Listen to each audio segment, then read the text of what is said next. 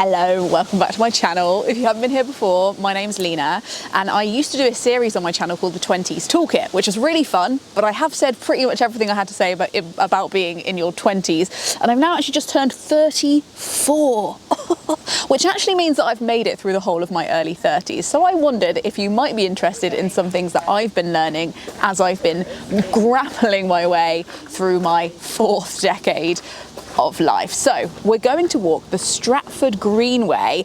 I am from the Midlands, and I recently, well, I say recently, about 2 years now, 3 years, I moved back to the Midlands from living in London, and I've been absolutely loving it and spending my 30s in a much more quiet, slow-paced, much cheaper life has been really good for me. So I thought, because you're probably all sick of the sight of my living room walls and my bedroom walls, because it's actually sunny in the UK for maybe just a few weeks of the year, I thought I'd just take us out on the road a bit, show you some places in the Midlands. If you like that, let me know in the comments and we can do it again. But we've started off in this beautiful rail carriage cafe. I had a nice little iced latte, and I might reward myself with another one if we get to the other end of the Greenway.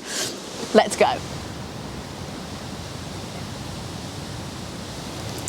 Number one, always be prepared to be wrong. Now, there's a trap that I think a lot of us fall into when we turn 30, in that we've already lived 3 decades, we probably know what's going on. We absolutely don't. I have been wrong about so many things in my 30s. We have so much of life left to live.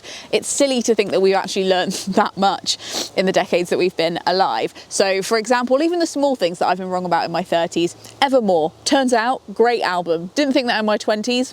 Incorrect. Yoga, thought that was really boring. Turns out it can be boring in moments, but it's also pretty good. Talking therapy, I did a whole video about how wrong I was about therapy and who you are as a person. For me, that was being a city girl.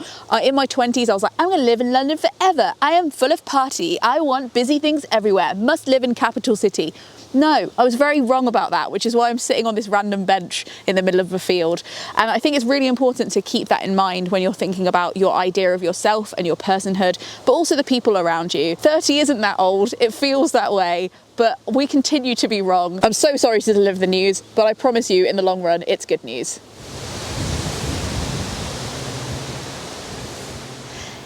If you have regrets of things you never got to do in your 20s, there's still time to address it. I wouldn't just push those down and ignore them. You might have innovative, small ways of addressing them. For example, I used to really want to be in the West End. Like, that was my dream. That's what I was practicing for the whole of my teen years. That's what I applied for instead of university. Like, that was my focus. And while I let it go and I started doing other things, I always had this bit of me that was like, I never did the thing. I wasn't as good at the thing as I thought I was. Oh, and when I actually hit 32, I decided, actually, I should still get to do the thing. I didn't fail to do the thing, I just failed to monetize it. It never became my job, and that's okay, but I don't think I should punish myself by saying you're never allowed to do the thing ever again. So I applied to be in a musical theatre show in my local area, and it was one of the funnest, most cleansing, most healing experiences ever, because I felt like I was kind of doing it for my teenage self. I was like,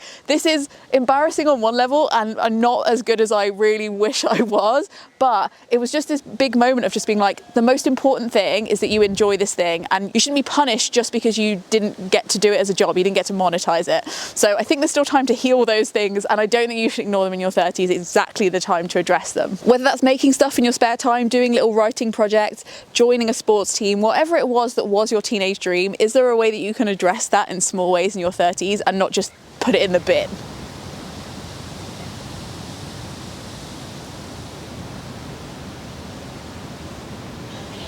Don't give your best years to the wrong employers. Now, lots of people were really amazingly good in their 20s. I personally think that's creepy. Some people are prodigies, not everybody.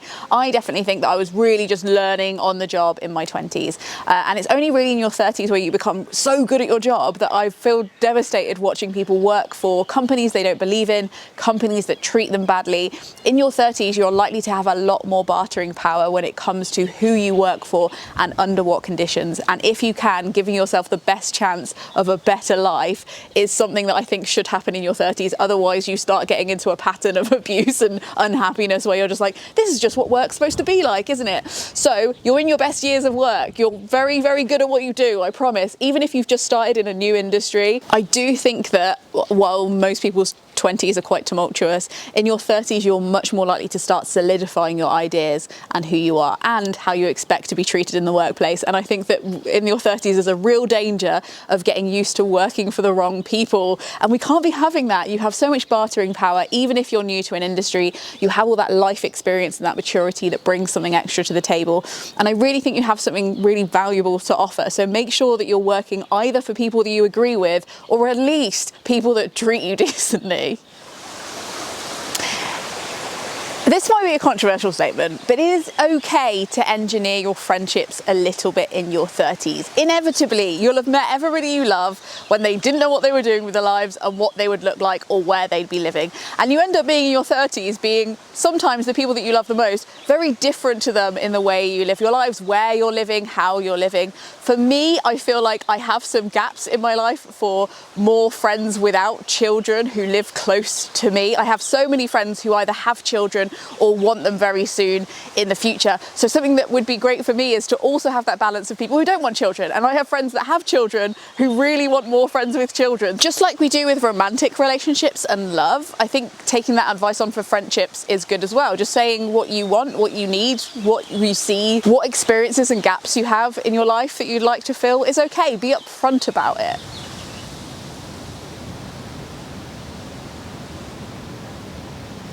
Choosing safety over the sublime is allowed. You don't have to smash every part of your life. Choose the boring, slightly cheaper town. Turn down the sublime holiday and stay in to eat marshmallows. Take a pause from trying to be promoted all the time and just enjoy being good at your job. I think in our 20s we want to dream this beautiful, extravagant, adventurous life, but I do think there is something to be said for choosing what suits what your personality is now you've grown one and your preferences. And for me, moving to a boring, middle of nowhere kind of place has actually been the making of me. So while doing sublime, visually exciting, amazing things is really cool if you genuinely want to do them, I think your 30s is the time to take a step back and just be like, do I actually want to do this? Or do I want to have done it? Does it just sound like a cool thing to do? Safety over sublime, totally fine.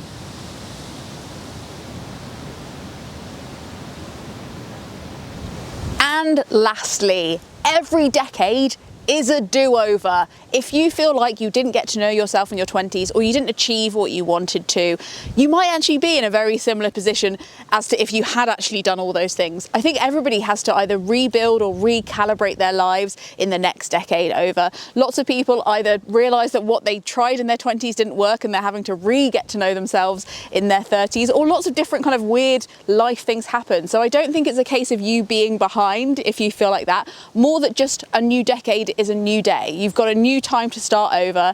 I don't think it's the end of the world if you didn't do in your 20s what you would like to do, because your 30s can be that. Now, if my calculations are correct, we are 1.5 miles from that cafe we were sitting at, but it seems there's another cafe half a mile from here. So I reckon cake?